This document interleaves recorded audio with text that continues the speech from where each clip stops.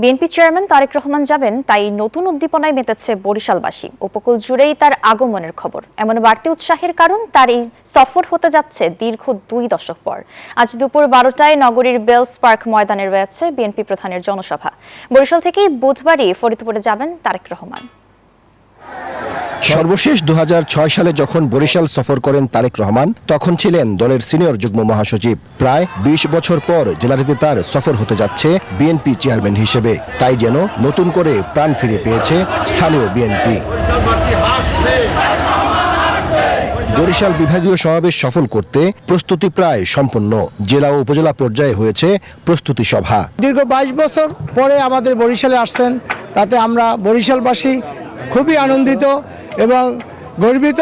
বরিশালের মানুষ তাকে আনন্দ ভরে গ্রহণ করবে এই অপেক্ষায় আছেন। তার বক্তব্য শোনার জন্য, তাকে এক নজর দেখার জন্য এই বেল পার্ক ময়দান একটি জনসমুদ্রে পরিণত হয়ে একটি ঐতিহাসিক জনসভায় রূপান্তর করবে।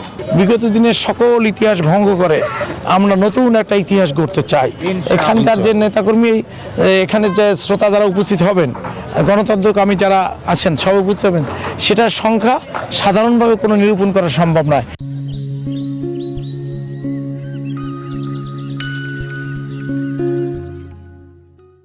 ঐতিহাসিক বেলস পার্কের মাঠে হবে বিএনপি প্রধানের সমাবেশ। এই আয়োজন জনসমুদ্রে পরিণত করতে চান বিএনপি নেতাকর্মীরা। আমাদের প্রস্তুতি আলহামদুলিল্লাহ একদম সম্পূর্ণ। আমরা টোটাল বিভাগে আমাদের সবাই প্রস্তুত নেতাকে বরণ করার জন্য।